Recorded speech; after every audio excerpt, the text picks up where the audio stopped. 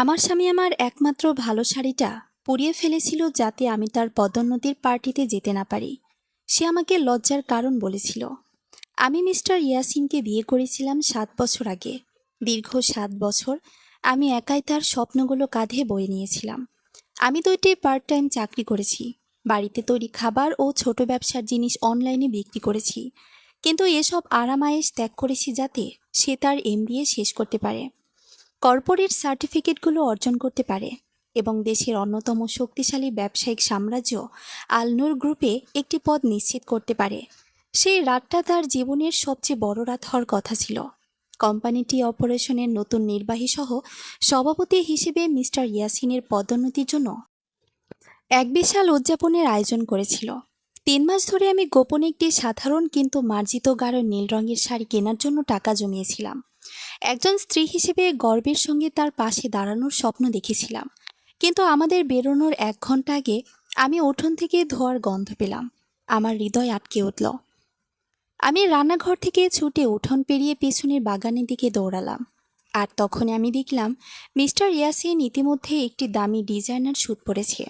সে বাইরের আগুনের গর্তের পাশে দাঁড়িয়েছিল, হাতে পেট্রোলের বোতল নিয়ে। আমার নীল শাড়িটি আগুনে জ্বলছিল। মিস্টার ইয়াসিন, তুমি কি করছো? আমি চিৎকার করে আগুনের দিকে ছুটে যেতে চাইলাম, কিন্তু সে আমাকে ঠেলে পেছনে ছড়িয়ে দিল। এটা বাঁচানোর দরকার নেই বিথি, সে ঠান্ডা গলায় বলল। দিনের শেষে তুমিও ঠিক তেমনই আবর্জনা। তুমি কেন আমার শাড়ি পুড়িয়ে ফেললে? আমি এখন তোমার সাথে কিভাবে যাব? আমি অশ্রুভরা চোখে জিজ্ঞেস করলাম। যা ঘটছে তা বুঝতে পারছিলাম না। মিস্টার ইয়াসিন নির্মম ঘৃণা নিয়ে আমাকে ওপর নিচে দেখে বলল, এ কারণে আমি এটা পুড়িয়ে ফেলেছি, যাতে তুমি না আসো। নিজেকে দেখো বিথি, রান্নাঘরের কাজে তোমার হাতগুলো খসখসে, তোমার থেকে মশলার পেঁয়াজের গন্ধ আসে, আর তুমি দেখতে একদম সাধারণ একটা গৃহিণীর মতো। আমি এখন একজন এক্সিকিউটিভ ভাইস প্রেসিডেন্ট। আজ রাতে আমার চারপাশে থাকবে শিল্পপতি, সেলিব্রিটি, রাজনীতিবিদ আর অভিজাত পরিবারের লোকজন। তুমি আমাকে লজ্জিত করো। তুমি আর আমার জগতে মানানসই নও। মিস্টার ইয়াসিন, যখন তোমার কিছুই ছিল না তখন আমি তোমার পাশে ছিলাম। আমি তোমার টিউশন ফি দিয়েছি। আমি না খেয়ে থেকেছি যাতে তুমি সফল হতে পারো। আমি রাগ আর মনের ব্যথায় চিৎকার করে উঠলাম। সে ঠাট্টার হাসি হাসল। তো কি? আমি তো তোমাকে প্রতি মাসে সংসারের খরচ দিই, তাই না? ধরে নাও সব ঋণ শোধ হয়ে গেছে। তারপর সে তার বিলাসবহুল ঘড়ি ঠিক করে আমার দিকে অসহ্য অহংকার নিয়ে তাকালো। বাড়িতে থাকো। আমি ইতিমধ্যে আজ রাতে আমার সঙ্গী হিসেবে অন্য কাউকে আমন্ত্রণ জানিয়েছি। সানা, বোর্ডের একজন সদস্যের মেয়ে। সে আসলে আমার মতো একজন পুরুষের পাশেই মানায়। আর সেখানে উপস্থিত হওয়ার কথা ভাববেও না বিথি। যদি করো, সিকিউরিটি তোমাকে বের করে দেবে। তারপর সে পিছু ফিরে তার গাড়িতে উঠে চলে গেল। আমি পাথরের উঠোনের মেঝেতে লুটিয়ে পড়লাম। আমার শাড়ির ছাইগুলো রাতের বাতাসে উড়িয়ে যেতে দেখলাম। আমি এত জোরে কাঁদলাম যে প্রায় শ্বাস নিতে পারছিলাম না। রানী জেগে ওঠে, কিন্তু আমার অশ্রু বেশিক্ষণ স্থায়ী হলো না। যখন আমি ধোঁয়া অন্ধকার আকাশে উঠে যেতে দেখলাম, তখন নিজের প্রতি আমার করুণা ধীরে ধীরে মরে গেল। আর তার বদলে জন্ম নিল কিছু আরও শীতল, একটি শান্ত, মার্জিত বিধ্বংসী ক্রোধ। মিস্টার ইয়াসিন ভেবেছিল আমি একজন সাধারণ নারী, একজন সহজ সরল স্ত্রী, যাকে সে যখন খুশি ছুঁড়ে ফেলতে পারবে। সে যা কখনো কল্পনাও করেনি তা হলো আলনুর গ্রুপের সেই কোম্পানিটিকেই তার জীবনের শ্রেষ্ঠ অর্জন হিসেবে গর্ব করত। আসলে আমার পরিবারই ছিল। আমি শুধু বিধি ছিলাম না, সেই নম্র নারীটিকে যাকে সে বছর পর বছর অপমান করেছে। আমি ছিলাম বিথি মেহেরিন, সেই ব্যবসায়িক সাম্রাজ্যের একমাত্র উত্তরাধিকার, যেখানে সে কাজ করত। সমগ্র প্রতিষ্ঠানের গোপন চেয়ারম্যান। 7 বছর আগে আমি আমার বিলাসবহুল জীবন ছেড়ে এসে আমার পরিচয় লুকিয়ে রেখেছিলাম, জানতে যে সত্যিকারের ভালোবাসা কেমন। আমি জানতে চেয়েছিলাম আমার সম্পদ বা পারিবারিক নামের জন্য নয়, বরং আমি যে মানুষটি, সেই হিসেবে ভালোবাসা পেলে কেমন অনুভূতি হয়। এ কারণে আমি তার কাছে গিয়েছিলাম একজন সাধারণ মধ্যবিত্ত নারী হিসেবে, যার কোনো দৃশ্যমান বিশেষাধিকার নেই। বরং 7 বছর ধরে আমি সাধারণ জীবনযাপন করেছিলাম। আমি তাকে সমর্থন করেছিলাম, উৎসাহ দিয়েছিলাম, তার জন্য ত্যাগ করেছিলাম, শুধুমাত্র জানতে যে তার ভেতরে কোনো ভালোবাসা ছিল না, শুধুমাত্র উচ্চাকাঙ্ক্ষা, শুধুমাত্র বিষ। আমি ধীরে ধীরে উঠে দাঁড়ালাম। আমার চোখের জল মুছে ফেললাম। তারপর আমি ফোন বের করে একটি ব্যক্তিগত নম্বরে ডায়াল করলাম, যার অ্যাক্সেস খুব কম মানুষেরই ছিল। দ্বিতীয় রিংয়ে কল ধরল। Madam chairman.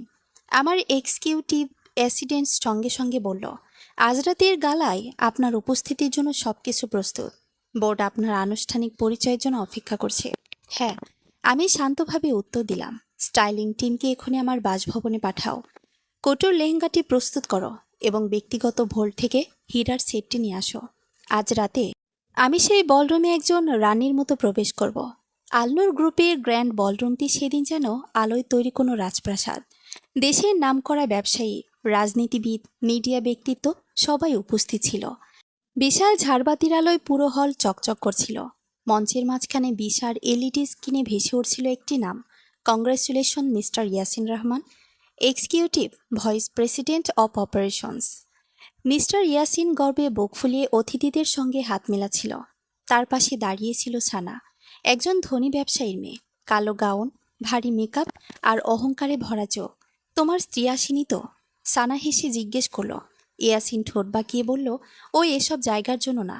গ্রামের সাধারণ মানসিকতা নিয়ে এ হাই প্রোফাইল জগতে মানায় না। দুজনেই হাসল। ঠিক তখনই পুরো বলরুমে আলো হঠাৎ ম্লান হয়ে গেল। মঞ্চের স্পটলাইট প্রধান দরজার দিকে ঘুরে দাঁড়ালো। সবাই অবাক হয়ে তাকিয়ে রইল। ধীরে ধীরে বিশাল দরজাগুলো খুলে গেল, আর তারপর পুরো হল যেন নিঃশ্বাস নিতে ভুলে গেল। একজন নারী ভিতরে প্রবেশ করলেন, রাজকীয় ভঙ্গিতে। গাঢ় রক্তিম কোটর লেহেঙ্গা, হীরার ঝলমলে নেকলেস, মাথা উঁচু করে আত্মবিশ্বাসী পদক্ষেপ। তার সৌন্দর্য এতটাই অভিজাত আর শক্তিশালী ছিল যে পুরো হল কয়েক সেকেন্ড নিশ্চুপ হয়ে গেল। মিস্টার ইয়াসিনের হাতে ধরা ওয়াইনের গ্লাস কেঁপে উঠল। বিথি, তার ঠোঁট শুকিয়ে গেল। সানা হতভম্ব। অসম্ভব। বিথি ধীরে ধীরে সামনে এগিয়ে এলো। আজ তার চোখে কোনো কান্না ছিল না, ছিল কেবল বরফ শীতল আত্মবিশ্বাস। বোর্ড অব ডিরেক্টরস সদস্যরা একে একে উঠে দাঁড়াতে শুরু করলেন। তারপর যা ঘটল তা দেখে পুরো হল স্তব্ধ হয়ে গেল। আলোর গ্রুপের বৃদ্ধ সিও নিজের সামনে এগিয়ে এসে মাথা নত করলেন। Welcome, madam chairman. পুরো বলরুমে যেন বিস্ফোরণ ঘটল। চেয়ারম্যান মানে? উনি আলনুর গ্রুপের মালিক? মিস্টার ইয়াসিনের মুখের রং মুহূর্তে উধার হয়ে গেল। তার চোখ বড় বড় হয়ে উঠল। বিথি ধীরে ধীরে তার সামনে এসে দাঁড়ালো। তারপর শান্ত গলায় বলল, আজ আমাকে চিনতে পারছো মিস্টার ইয়াসিন? ইয়াসিন তোতলাতে লাগলো। বিথি, তুমি তুমি এসব? হ্যাঁ। বিথি ঠান্ডা হাসল। যে কোম্পানিটাকে তুমি নিজের সাফল্য ভাবছো সেটা আমার। পুরো হল নিস্তব্ধ। কেউ একটা শব্দও করছিল না। বিথি ধীরে ধীরে চারপাশে তাকিয়ে বলল, 7 বছর আগে আমি আমার পরিচয় লুকিয়ে একজন সাধারণ মেয়ে হয়ে তার জীবনে এসেছিলাম। আমি দেখতে চেয়েছিলাম একজন পুরুষ কি একজন নারীকে তার হৃদয়ের জন্য ভালোবাসতে পারে, নাকি শুধু ক্ষমতা আর সৌন্দর্যের জন্য। তার চোখ এবার ইয়াসিনের দিকে স্থির হলো। আজ আমি উত্তর পেয়ে গেছি। ইয়াসিন হঠাৎ হাঁটু গেড়ে বসে পড়ল। বিথি প্লিজ, আমি ভুল করেছি। আমি জানতাম না। বিথি তার কথা শেষ করতে দিল না। তুমি জানতেই চাওনি? সানা চুপচাপ পিছিয়ে যেতে লাগলো। কিন্তু তখনই বিথি বলল, মিস সানা, আপনিও কোথাও যাচ্ছে না। সানা থেমে গেল। বিথি নিজের ব্যাগ থেকে একটি ফাইল বের করল। বোর্ডের সামনে আজ আরেকটা গুরুত্বপূর্ণ বিষয় উপস্থাপন করতে চায়। স্ক্রিনে হঠাৎ কিছু ডকুমেন্ট ভেসে উঠল। অবৈধ কমিশন, ঘুষ, কোম্পানির টাকা আত্মসাৎ, আর সব কাগজের নিচে একটি নাম, মিস্টার ইয়াসিন রহমান। পুরো বলরুমে গুঞ্জন শুরু হয়ে গেল। ইয়াসিন আতঙ্কে চিৎকার করে উঠল, না, এটা মিথ্যা। বিথি শান্ত গলায় বলল, ফাইন্যান্স অডিট টিম গত 6 মাস ধরে তদন্ত করেছে। তুমি শুধু একজন অকৃতজ্ঞ স্বামী নও, তুমি একজন দুর্নীতিবাজ কর্মকর্তা। 2জন সিকিউরিটি অফিসার এগিয়ে এলো। ইয়াসিন কাঁপতে লাগলো। বিথি প্লিজ, আমাকে শেষ করে দিও না। বিথি তার চোখের দিকে তাকিয়ে ধীরে বলল, আজ রাতে আমি কিছুই করিনি মিস্টার ইয়াসিন। তুমি নিজেই নিজের জীবন পুড়িয়ে ছাই করে ফেলেছ। সিকিউরিটি তাকে ধরে নিয়ে যেতে লাগলো। পুরো হলের সামনে ইয়াসিনের মাথা নিচু হয়ে গেল। আর সেই মুহূর্তে বিথি প্রথমবার অনুভব করলো তার ভিতরের দুর্বল স্ত্রীটি মারা গেছে। বলরুমের বিশাল দরজাগুলো বন্ধ হয়ে যাওয়ার পরও ভেতরে উত্তেজনা কমছিল না। সবাই এখনো ফিসফিস করছে। কেউ বিশ্বাসই করতে পারছে না যে সাধারণ গৃহবধূকে কিছুক্ষণ আগেও অপমান করা হচ্ছিল সেই নারী আসলে পুরো আলনুর গ্রুপের মালিক। বিথি ধীরে ধীরে মঞ্চের দিকে এগিয়ে গেল। তার প্রতিটি পদক্ষেপে যেন আত্মবিশ্বাসের শব্দ হচ্ছিল। বোর্ড সদস্যরা সম্মানের সঙ্গে মাথা নিচু করে দাঁড়িয়ে রইলেন। বৃদ্ধ সিও মাইক্রোফোন এগিয়ে দিলেন। ম্যাডাম চেয়ারম্যান, কোম্পানি আপনার নির্দেশনার অপেক্ষায় আছে। বিথি কিছুক্ষণ নীরব রইল, তার চোখে অদ্ভুত এক শান্তি। তারপর সে বলল, আজকের রাতটা আসলে একজন মানুষের পদোন্নতির উদযাপন হওয়ার কথা ছিল, কিন্তু এই রাত আমাকে একটা গুরুত্বপূর্ণ সত্য আবার মনে করিয়ে দিল। ক্ষমতা মানুষকে বড় করে না, চরিত্র বড় করে। পুরো হল নিস্তব্ধ। মিডিয়ার ক্যামেরাগুলো একের পর এক ফ্ল্যাশ করতে লাগলো। বিথি আবার বলল, আমি 7 বছর ধরে নিজের পরিচয় লুকিয়ে রেখেছিলাম, কারণ আমি এমন একজন মানুষ খুঁজেছিলাম যে আমাকে আমার হৃদয়ের জন্য ভালোবাসবে। কিন্তু আমি ভুল মানুষকে বিশ্বাস করেছিলাম। তার কণ্ঠ কেঁপে উঠলেও চোখে জল এলো না। আজ থেকে আলনুর গ্রুপে নতুন নিয়ম চালু হবে। এখানে কোনো কর্মচারী তার ক্ষমতা ব্যবহার করে অন্য কাউকে অপমান করতে পারবে না, বিশেষ করে নিজের পরিবারকে। সবাই হাততালি দিতে শুরু করলো। ঠিক তখনই একজন স্টাফ দৌড়ে এসে ফিসফিস করে কিছু বলল। বিথির চোখ হঠাৎ ঠান্ডা হয়ে গেল। ওকে ভেতরে আনো।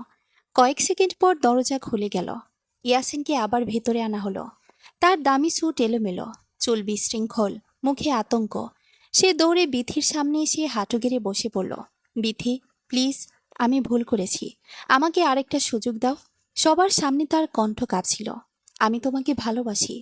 বিথি কিছুক্ষণ চুপচাপ তার দিকে তাকিয়ে রইল। তারপর ধীরে বলল, ভালোবাসো? সে নিচু হয়ে ইয়াসিনের চোখের দিকে তাকালো। যেদিন তুমি আমার শাড়ি পরিয়েছিলে, সেদিন কি ভালোবাসা ছিল? ইয়াসিন মাথা নিচু করে ফেলল। যেদিন তুমি আমাকে লজ্জা বলেছিলে, সেদিন? চারপাশে সবাই নিশ্চুপ। বিথি এবার আরও ধীরে বলল, যখন আমি রাত জেগে তোমার অ্যাসাইনমেন্ট বানিয়েছি, যখন নিজের ওষুধ না কিনে তোমার কোর্স ফ্রি দিয়েছি, যখন তোমার ব্যর্থতার সময় তোমাকে পাশে দাঁড়িয়েছি, তখন তুমি কোথায় ছিলে ইয়াসিন? ইয়াসিন কাঁদতে শুরু করলো। আমি লোভী হয়ে গিয়েছিলাম, আমি বুঝতে পারিনি। বিথি ঠান্ডা হাসল। না, তুমি খুব ভালো করেই বুঝতে পেরেছিলে। তুমি শুধু ভাবছিলে আমি কোনোদিন সত্যিটা জানতে পারবো না। তারপর সে সিকিউরিটির দিকে তাকালো। মিস্টার ইয়াসিন রহমানকে অবিলম্বে বরখাস্ত করা হোক এবং আগামীকাল সকালে তার বিরুদ্ধে আর্থিক জালিয়াতির মামলা দায়ের করা হবে। ইয়াসিন হঠাৎ চিৎকার করে উঠল, না বিথি প্লিজ, আমি শেষ হয়ে যাব। বিথির চোখে কোনো দয়া ছিল না। যে মানুষ নিজের স্ত্রীকে আগুনে পোড়া কাপড়ের মতো ফেলে দিতে পারে, সে ধ্বংসের যোগ্য। সিকিউরিটি তাকে টেনে নিয়ে যেতে লাগলো।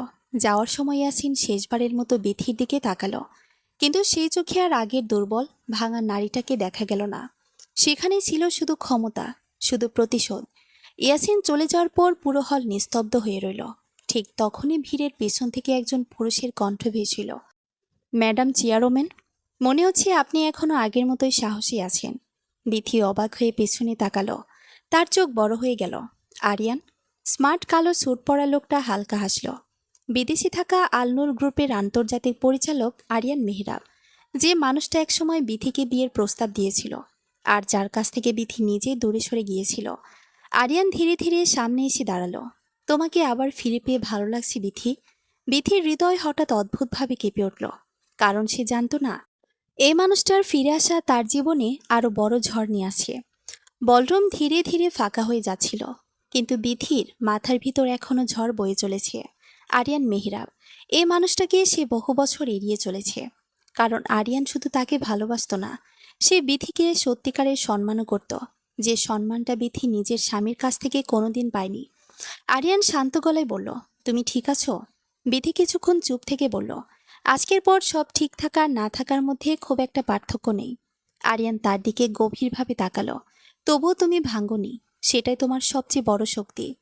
এ কথাটা শুনে বিথির বুকটা হঠাৎ ভারী হয়ে উঠল, কারণ 7 বছরে কেউ তাকে এভাবে দেখেনি। কেউ তার শক্তিটা বুঝতে চায়নি। সবাই শুধু তার ত্যাগ নিয়েছে। ঠিক তখনই বিথির ফোন বেজে উঠল। স্ক্রিনে একটি নাম ভেসে উঠল, মা। বিথি কল রিসিভ করতে ওপাশ থেকে উদ্বিগ্ন কণ্ঠ ভেসে এলো, বিথি? সব খবর দেখেছি, তুমি ঠিক আছো মা? বিথির গলা নরম হয়ে গেল। আমি ঠিক আছি মা, আমি তোকে আগেই বলেছিলাম, নিজের পরিচয় লুকিয়ে সুখ পাওয়া যায় না। বিথি নিঃশব্দে চোখ বন্ধ করলো। হয়তো সত্যিই যায় না। কল কেটে যাওয়ার পর আরিয়ান বলল, তুমি আজ কোথাও একা যাবে না। মিডিয়া ইতিমধ্যে পুরো বিষয়টা জেনে গেছে। ঠিক তখনই বাইরে ক্যামেরার ফ্ল্যাশ দেখা গেল। সাংবাদিকরা গেটের সামনে ভিড় জমিয়েছে। ম্যাডাম চেয়ারম্যান, আপনার স্বামীর বিরুদ্ধে অভিযোগ কি সত্যি? আপনারা কি ডিভোর্স নিচ্ছেন? বিথি গভীর শ্বাস নিল। তারপর শান্ত গলায় বলল, আজ থেকে আমার ব্যক্তিগত জীবন নিয়ে আর কোনো প্রশ্ন নয়। আগামীকাল অফিসিয়াল প্রেস কনফারেন্সে হবে। সে বেরিয়ে যাওয়ার জন্য হাঁটতে শুরু করলো, কিন্তু ঠিক তখনই এক নিরাপত্তা কর্মী দৌড়ে এলো। ম্যাডাম, একটা সমস্যা হয়েছে। বিথি থেমে গেল। কি হয়েছে? মিস্টার ইয়াসিন বিল্ডিং ছাড়ার আগে কোম্পানির কিছু গোপন ফাইল নিজের ইমেইলে পাঠিয়েছেন। আরিয়ানের চোখ সংকুচিত হয়ে গেল। কোন ফাইল? নিরাপত্তা কর্মী আতঙ্কিত কণ্ঠে বললেন, ইন্টারন্যাশনাল মার্জার প্রজেক্টের ফাইল। বিধির মুখ মুহূর্তেই কঠিন হয়ে গেল, কারণ সেই প্রজেক্টের মূল্য কয়েক হাজার কোটি টাকা। আর যদি তথ্য বাইরে চলে যায়, পুরো কোম্পানি বিপদে পড়বে। আরিয়ান নিচু গলায় বলল, ইয়াসিন শুধু লোভী না, সে একজন বিপজ্জনকও হয়ে গেছে। বিধি ধীরে ধীরে ফোন বের করলো। তার চোখে আবার সেই বরফ শীতল দৃষ্টি ফিরে এলো। লিগ্যাল টিমকে বলো, আজ রাত থেকেই যুদ্ধ শুরু।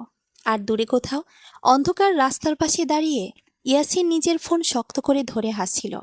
তুমি আমাকে ধ্বংস করেছ বিথি, সে ফিসফিস করে বলল। এবার আমি তোমার সাম্রাজ্য ধ্বংস করব। পরদিন সকাল। দেশের সব নিউজ চ্যানেলের শিরোনামে একটাই খবর, আলনুর গ্রুপের চেয়ারম্যানের স্বামীর দুর্নীতির কেলেঙ্কারি। সোশ্যাল মিডিয়ায় ঝড় বয়ে যাচ্ছে। কেউ বিথির সাহসে প্রশংসা করছে, আবার কেউ বলছে এটা শুধু কর্পোরেট ক্ষমতার খেলা। আলনুর গ্রুপের হেড অফিসের সামনে সাংবাদিকদের ভিড়। বিথি কালো শাড়ি পরে গাড়ি থেকে নামতেই শত শত ক্যামেরার ফ্ল্যাশ জ্বলে উঠল। আজ তার চোখে কোনো দুর্বলতা নেই। সে সরাসরি বোর্ডরুমে ঢুকে গেল। ভিতরে ইতিমধ্যেই সব পরিচালক উপস্থিত। আরিয়ানও সেখানে বসেছিল। বিথি চেয়ারে বসতেই একজন পরিচালক উদ্বিগ্ন গলায় বললেন, ম্যাডাম, আমাদের সার্ভার থেকে গুরুত্বপূর্ণ ডাটা লিক হয়েছে। আরেকজন বললেন, কয়েকজন বিদেশি বিনিয়োগকারী ইতিমধ্যেই চুক্তি স্থগিত করার কথা ভাবছে। বিথি টেবিলে আঙ্গুল ঠুকল। ইয়াসিন একাই এসব করতে পারবে না। আরিয়ান মাথা নাড়ল। ঠিক বলেছ, কোম্পানির ভিতরেই কেউ তাকে সাহায্য করছে। বোর্ডরুম নিস্তব্ধ হয়ে গেল। কেউ একজন বিশ্বাসঘাতক। ঠিক তখন দরজা খুলে একজন আইটি অফিসার ভেতরে ঢুকল। ম্যাডাম, আমরা ইয়াসিনের লোকেশন ট্র্যাক করেছি। বিথি তীক্ষ্ণ চোখে তাকালো। কোথায় সে? সে শহরের বাইরে একটি প্রাইভেট রিসোর্টে আছে। আর তার সঙ্গে আছে? লোকটা থেমে গেল। বলুন। সানা। বিথির ঠোঁটে ধীরে ধীরে ঠান্ডা হাসি ফুটে উঠল। অবশ্যই। আরিয়ান সামনে ঝুঁকে বলল, আমাদের এখনই পুলিশ পাঠানো উচিত। কিন্তু বিথি মাথা নাড়ল। না। সবাই অবাক হয়ে তার দিকে তাকালো। বিথি ধীরে ধীরে উঠে দাঁড়ালো। ইয়াসিন সবসময় ভেবেছে সে খুব বুদ্ধিমান। এবার আমি চাই সে নিজেই নিজের ফাঁদে পড়ো। তার চোখে বিপজ্জনক শান্তি। আজ রাতে আমি ওর সঙ্গে দেখা করব। আরিয়ান সঙ্গে সঙ্গে বলল, এটা নিরাপদ না। বিথি তার দিকে তাকালো। 7 বছর আমি একটা বিষাক্ত মানুষের সঙ্গে থেকেছি আরিয়ান। এখন আমি আর কাউকে ভয় পাই না। ঠিক তখনই বিথির ফোনে একটি মেসেজ এলো। Unknown number. সে খুলতেই স্ক্রিনে একটি ছবি ভেসে উঠল। ছবিটা দেখে তার রক্ত হিম হয়ে গেল। ওটা ছিল তার বাবার ব্যক্তিগত ভোল্টের ছবি। আর নিচে লেখা, তোমার সব গোপন রহস্য আমার হাতে বিথি। আজ রাত 10টায় একা আসবে, না হলে আগামীকাল পুরো দেশ তোমার আসল চেহারা দেখবে। বিথির হাত ধীরে ধীরে মুঠো হয়ে গেল, কারণ সে বুঝে গেছে এই খেলা এখন শুধু প্রতিশোধের নয়, এটা যুদ্ধ। রাত ঠিক 10টা। শহরের বাইরে নির্জন একটি প্রাইভেট রিসোর্টের সামনে কালো গাড়ি এসে থামল। বিথি একাই নেমে এলো। চারপাশ অস্বাভাবিক নীরব। দূরে শুধু ঝিঝি পোকার শব্দ। আরিয়ান বহুবার তাকে থামানোর চেষ্টা করেছিল, কিন্তু বিথি জানত এই লড়াই তাকে একাই শেষ করতে হবে। রিসোর্টের ভেতরে ঢুকতেই সে দেখল মিস্টার ইয়াসিন সোফায় বসে আছে, হাতে ওয়াইনের গ্লাস, মুখে বিকৃত হাসি। সানা তার পাশে দাঁড়িয়ে। Welcome madam chairman. ইয়াসিন তাচ্ছিলের হাসি দিয়ে বলল। বিথি ঠান্ডা চোখে তাকালো। খেলাটা শেষ ইয়াসিন? না। সে ধীরে উঠে দাঁড়ালো। এখনও শুরু হয়েছে মাত্র। সে টেবিলের উপর কিছু ছবি ছুঁড়ে দিল। বিথি ছবিগুলোর দিকে তাকিয়ে থমকে গেল। 7 বছর আগের ছবি, যখন সে নিজের পরিচয় গোপন করে সাধারণ জীবন শুরু করেছিল। আরেকটি ছবি দেখে তার বুক কেঁপে উঠল। তার বাবার ব্যক্তিগত ভল্ট। ইয়াসিন ধীরে বলল, তুমি কি ভেবেছিলে তোমার সব গোপন বিষয় কেউ জানবে না? বিথি চুপ। ইয়াসিন এগিয়ে এলো। বোর্ড জানে না তুমি কেন নিজের পরিচয় লুকিয়েছিলে। তারা এটাও জানে না তোমার বাবার মৃত্যুর আগের রাত নিয়ে কত রহস্য আছে। ছানার ঠোঁটে বিষাক্ত হাসি ফুটল। যদি এই খবর মিডিয়ায় যায়, তোমার সম্মান শেষ। বিথি এবার ধীরে হাসল। ইয়াসিন অবাক। তুমি হাসছো কেন? বিথি নিজের ফোনটা টেবিলে রাখলো। কারণ তুমি সবসময় একটা বড় ভুল করো। কি ভুল? তুমি ভাবো শুধু তুমিই চালাক। হঠাৎ পুরো রুমের আলো জ্বলে উঠল। চারপাশ থেকে পুলিশ ঢুকে পড়ল। সানা আতঙ্কে চিৎকার করে উঠল। ইয়াসিন পিছিয়ে গেল। এটা কি? আরিয়ান ধীরে ধীরে ভেতরে ঢুকল।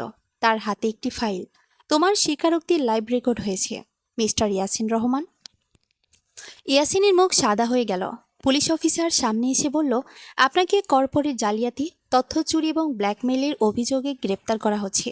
না না, বিথি প্লিজ। ইয়াসিন দৌড়ে তার সামনে এসে পড়ল। আমি জেলে যেতে পারবো না। বিথি শান্ত চোখে তাকিয়ে রইল।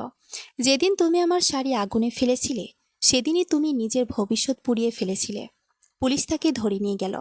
যাওয়ার সময় ইয়াসিন চিৎকার করছিল, বিথি, আমি তোমাকে ধ্বংস করব। কিন্তু এবার তার কণ্ঠে তার ক্ষমতা ছিল না, ছিল শুধু ভয়। আর বহু বছর পর বিথি প্রথমবার গভীর শ্বাস নিল। মনে হলো বুকের ভেতর জমে থাকা পাথরটা একটু হালকা হয়েছে। 2 মাস পর আল্লোর গ্রুপ আগের চেয়েও শক্তিশালী হয়ে উঠেছে। বিথির নেতৃত্বে কোম্পানি নতুন আন্তর্জাতিক চুক্তি পেয়েছে। দেশের সবচেয়ে প্রভাবশালী নারী উদ্যোক্তাদের তালিকায় এখন তার নাম প্রথম সারিতে। আর মিস্টার ইয়াসিন, সে এখন জেলে।